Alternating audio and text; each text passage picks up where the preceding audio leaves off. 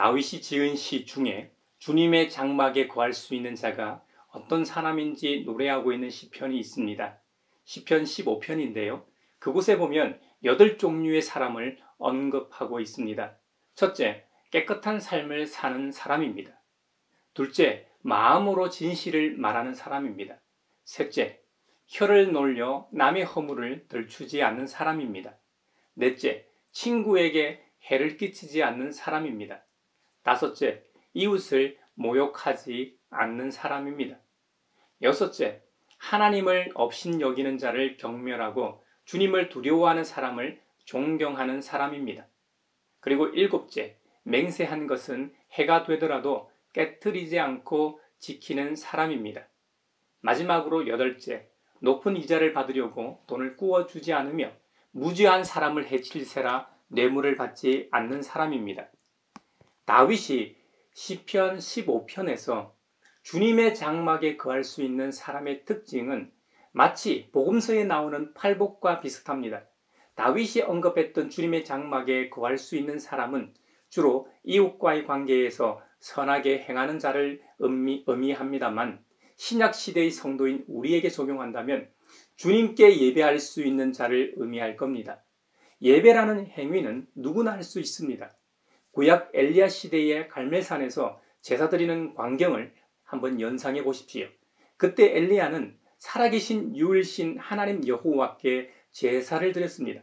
반면 당시 왕족의 절대적인 지지를 받았던 바알과 아세라 우상을 섬겼던 제사장들은 무려 850명이었습니다. 그들이 갈멜산에서 생명을 건 예배 대결을 펼쳤습니다. 그 결과는 우리가 성경을 통해 잘 알듯이 바알과 아세라는 인간들이 상을 만들어 세운 우상에 지나지 않았습니다. 그래서 850명의 거짓 선지자가 자신들의 제사를 위해 만든 제단에서 춤을 추며 제사의식을 행했습니다. 시간이 지나도록 아무런 반응이 없자 거짓 선지자들은 자신의 몸을 상해하면서까지 온갖 행위를 거행했음에도 불구하고 그들의 신은 잠잠하기만 했습니다. 그때 엘리야 예언자가 했던 유명한 말이 있습니다. 여러분은 언제까지 양쪽에 다리를 걸치고 머뭇거리고 있을 것입니까? 주님이 하나님이면 주님을 따르고 바알이 하나님이면 그를 따르십시오. 그때 엘리야의 말을 들은 백성들이 어떻게 한 줄 아십니까? 백성들은 말 한마디도 대답하지 않았습니다. 그것은 지금도 마찬가지입니다. 진실에 대한 대중은 침묵하는 경향을 보입니다. 왜요? 권력에 편성하기 때문입니다. 편성이 무엇입니까? 남의 세력을 이용하여 자신의 이익을 거두는 것을 비유적으로 이르는 말이죠. 결국 자신에게 이익이 되기 때문입니다. 적어도 자신에게 피해가 오지 않도록 하기 위한 조치요, 방어인 것이죠. 이것이 죄악된 인간의 본성입니다. 예나 지금이나 우리는 이것을 보고 있습니다. 물론 지하철 철로에 떨어진 사람을 구하다 위험에 노출되는 기사를 보기도 하고 심지어 남은 구하고 자신은 목숨을 잃는 경우도 드물지만 가끔 보기도 합니다만 대부분은 그렇지가 못합니다. 사건을 목격하고도 목격자로서 진술을 위해 경찰서를 드나들어야 하는 귀찮음과 피곤함, 그리고 혹시 있을지 모를 보복 때문이죠. 우리는 성경의 사건들을 통해 인간성을 봅니다. 다시 돌아가서 주님의 장막에 거할 수 있는 자, 신약의 표현으로는 주님께 예배할 수 있는 자는 어떤 사람인가? 예배라는 행위는 누구나 할 수 있죠. 그래서 좀 전에 구약시대 엘리야의 비유를 들었습니다. 분명히 여호와 하나님을 섬기는 엘리야도 예배를 드렸고 바알과 아세라를 섬기는 850명의 선지자도 예배를 드렸습니다. 그런데 결과를 통해 우리는 엘리야는 참 선지자이고 바알과 아세라 850명은 거짓 선지자임이 드러났습니다. 예배 드리는 것은 자유지만 중요한 것은 예배를 받으시는 존재가 중요하고 예배를 받으시는 분의 의중이 중요하다는 것입니다. 미가서 6장에는 하나님께서 예배하는 자에게 원하시는 것이 기록되어 있습니다. 정결한 1년 된 송아지나 수천 마리의 양이나 염소와 같은 제사 제물을 원하지 않으십니다. 수만의 강줄기를 채울 올리브 기름도 아닙니다. 내 허물을 벗겨주시기를 빌면서 우상에게 바치던 것처럼 자신의 맏아들이라도 바치길 원하시는 그런 고약한 하나님이 아니십니다. 주님께서 원하시는 것은 오직 공의를 실천하며 인자를 사랑하며 겸손히 하나님과 함께 행하는 것이라고 미가서 6장에 기록하고 있습니다. 주님의 말씀대로 살아가는 것을 의미합니다. 요즘 말로 하면 삶의 예배라고 표현할 수도 있습니다. 예배를 받으시는 분의 의중이 시편 15편에 기록되어 있다고 해도 과언이 아닙니다. 다시 한번 시편 15편에 기록되어 있는 주님께 예배할 수 있는 사람들을 봅시다. 첫째, 깨끗한 삶을 사는 사람입니다. 둘째, 마음으로 진실을 말하는 사람입니다. 셋째, 혀를 놀려 남의 허물을 들추지 않는 사람입니다. 넷째, 친구에게 해를 끼치지 않는 사람입니다. 다섯째, 이웃을 모욕하지 않는 사람입니다. 여섯째, 하나님을 업신여기는 자를 경멸하고 주님을 두려워하는 사람을 존경하는 사람입니다. 그리고 일곱째, 맹세한 것은 해가 되더라도 깨뜨리지 않고 꼭 지키는 사람입니다. 여덟째, 높은 이자를 받으려고 돈을 구워주지 않으며 무죄한 사람을 해칠세라 뇌물을 받지 않는 사람입니다. 이것은 창조주 하나님께서 이 세상 천지 만물을 창조하시고 하나님의 형상을 닮은 존재를 만드시고 그들에게, 저와 여러분에게 모든 것이 더도 덜도 말고 더불어서 화목하게 살아라고 하신 내용들입니다. 주님과 함께 하는 자로서 예배할 수 있는 자는 더불어 살아가는 사람들이라고 정의해도 무방합니다. 하나님의 아들 예수님께서는 이 일에 함께할 동력자들을 부르셨습니다. 그래서 우리 주님께서 어부였던 사람들을 첫 제자로 부르셨고 부르신 후 함께 온 갈릴리에 두루 다니시면서 복음을 전하셨습니다. 주님은 복음과 함께 그들의 필요를 채워주셨습니다. 좌로나 우로 치우친 가르침이 아닌 온전한 가르침이 필요한 그들에게 천국 복음을 전파하시고 가르치시고 몸이 아픈 자들을 치유해 주셨습니다. 그러나 어느 날 전국 각지에서 소문을 듣고 몰려온 무리들을 보시고 더 잘 가르치시기 위해 더 넓은 장소로 옮기셨습니다. 예수님께서 택하신 장소가 바로 산이었습니다.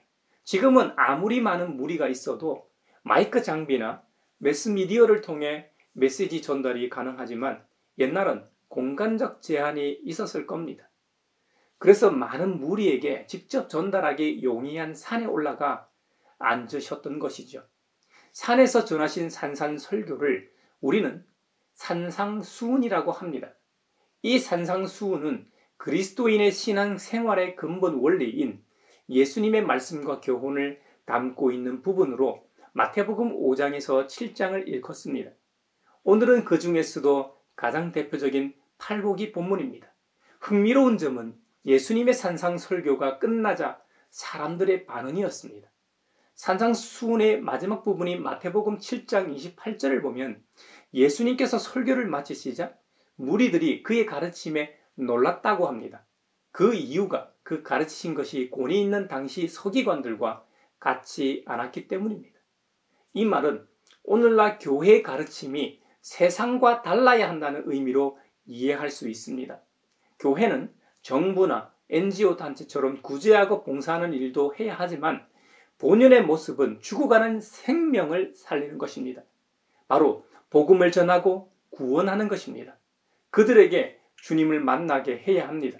하나님의 아들 예수 그리스도와의 거룩한 만남이 있도록 축복의 통로가 되어야 합니다. 그 통로로 교회의 재정을 나눠 어려운 분들과 함께 하는 것이어야 한다는 것입니다. 전도의 미련한 방법으로 구원하고 어리석은 설교로 구원하는 것 말입니다. 이것이 교회가 세상과 다른 점입니다. 그런 의미에서 팔복은 너무나 잘 알려져 있는 말씀이지만 한 번 더 읽어봅시다. 마음이 가난한 사람은 복이 있다. 하늘나라가 그들의 것이다. 슬퍼하는 사람은 복이 있다. 하나님이 그들을 위로하실 것이다. 온유한 사람은 복이 있다. 그들이 땅을 차지할 것이다. 의에 줄이고 목마른 사람은 복이 있다. 그들이 배부를 것이다. 자비한 사람은 복이 있다. 하나님이 그들을 자비롭게 대하실 것이다. 마음이 깨끗한 사람은 복이 있다. 그들이 하나님을 볼 것이다. 평화를 이루는 사람은 복이 있다. 하나님이 그들을 자기의 자녀라고 부르실 것이다. 의를 위하여 박해를 받은 사람은 복이 있다. 하늘나라가 그들의 것이다. 너희가 나 때문에 모욕을 당하고 박해를 받고 터무니없는 말로 온갖 비난을 받으면 복이 있다. 너희는 기뻐하고 즐거워하여라. 하늘에서 받을 너희의 상이 크기 때문이다. 너희보다 먼저 온 예언자들도 이와 같이 박해를 받았다. 아멘.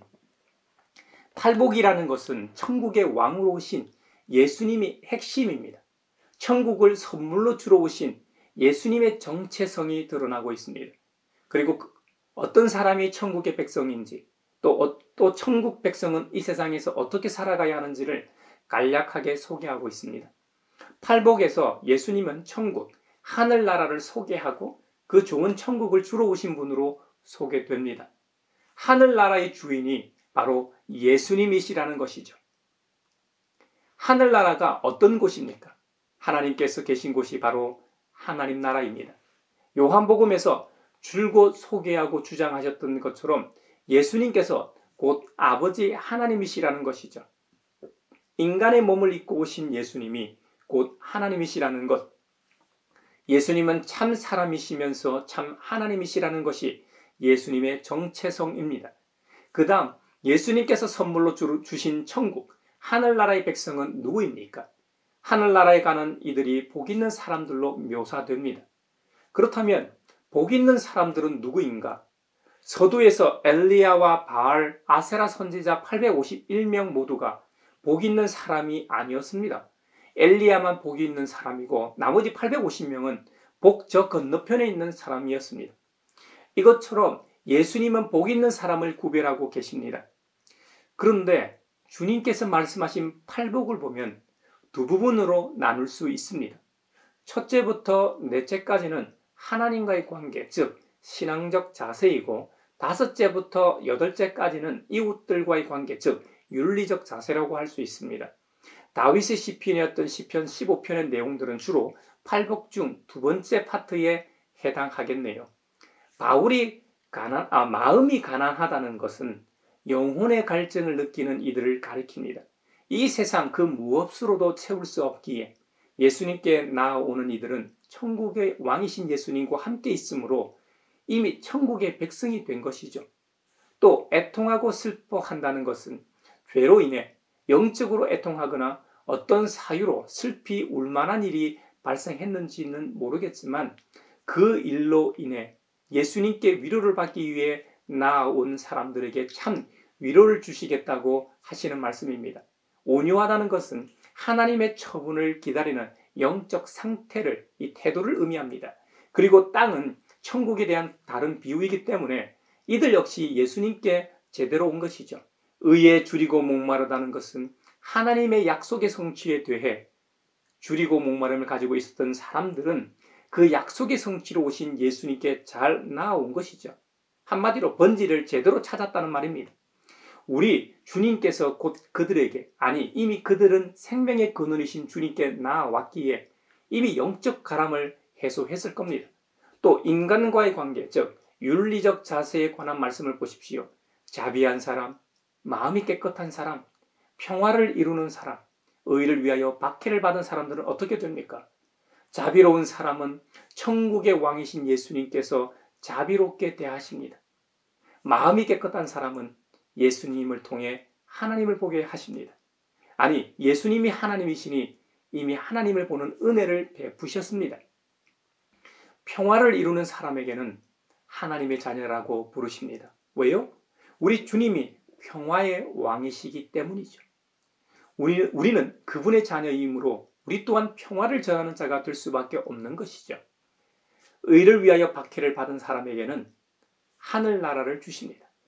하나님의 나라는 침노하는 자들의 것이라고 했는데 이 말은 천국은 누구에게나 열려 있다는 의미입니다.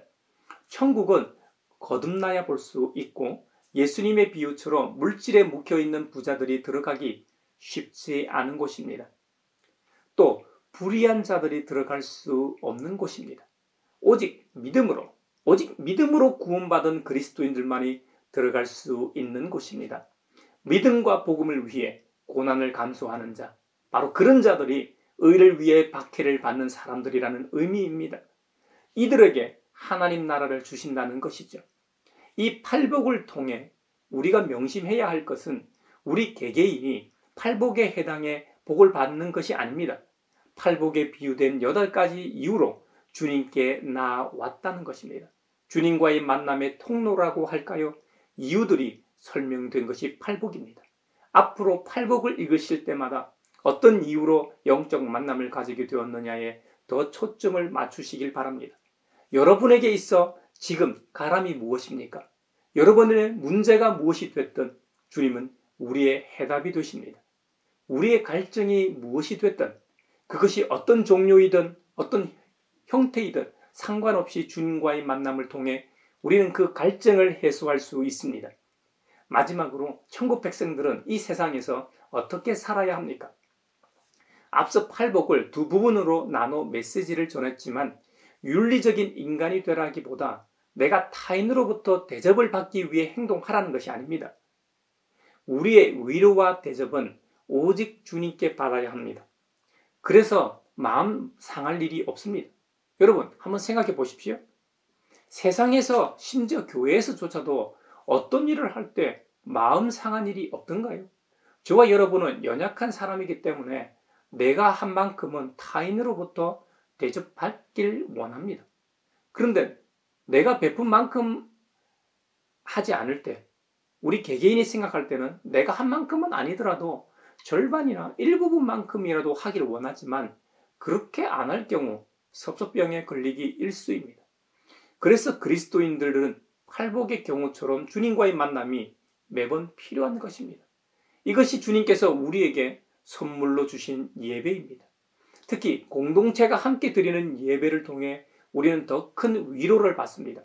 무엇보다 천국 백성은 복음을 전하며 살아야 합니다. 진짜 천국 백성이면 이 천국 소식을 전하게 되어 있습니다. 우리가 살아가면서 좋은 것을 보거나 맛보면 어떻게 합니까? 이 입이 근질근질합니다. 가만히 못 있습니다. 천국 복음을 전하다 보면 세상은 우리더러 어리석고 바보라고 놀릴지도 모릅니다. 심지어 욕하고 핍박하고 온갖 악한 말로 우리의 심기를 건드릴지도 모릅니다. 하지만 이런 사람들이야말로 복 있는 사람이라고 주님은 말씀하십니다. 왜요? 우리 주님이 복음의 핵심이기 때문입니다. 복음 때문에 모욕당하고 박해를 받거든 오히려 기뻐하고 즐거워하라는 것이 주님의 말씀입니다. 우리 믿음의 선배들도 다 이 길을 걸어가기 때문입니다. 오늘 서두에서 엘리야 대 바알과 아세라 선지자 850명의 영적 대결을 소개하였습니다. 이것을 사도 바울의 말로 표현하면 십자가의 도가, 십자가의 말씀이 멸망할 자들에게는 어리석고 미련한 것이지만 구원을 받는 사람인 우리에게는, 저와 여러분에게는 하나님의 능력이 됩니다. 될 겁니다. 이 말은 이 세상의 지혜로는 절대로 하나님을 알 수가 없기 때문입니다. 인간은 스스로 창조주 하나님을 알 수 없다는 말입니다. 그래서 하나님의 지혜가 하나님을 알도록 했기 때문에 알게 되었다는 말입니다. 하나님께서 사랑의 하나님이심을 어떻게 알 수 있습니까? 사람은 좋은 일이 있으면 칭송하지만 화가 닥치면 절망하고 비난합니다. 그러니 사랑의 하나님께서 죄로 인해 절망 가운데 있는 우리를 위해 이 땅에 하나님의 아들을 보내시어 구원하신 사건을 믿지 않는 것입니다. 하지만 오직 그리스도의 복음을 통해서만 구원을 받습니다. 하나님께서는 이 사실을 선포하고 알리는 전도의 미련한 방법으로 구원하십니다. 때로는 제가 선포하는 어리석게 들리는 설교를 통해서도 믿는 사람들을 구원하기도 하십니다. 그러니 제가 설교를 대충 할 수 있겠습니까? 오늘 제 설교를 듣는 사람들 중 누가 구원받을지 모르는데 말이죠. 저뿐만 아니라 설교자는 누구나 마찬가지입니다.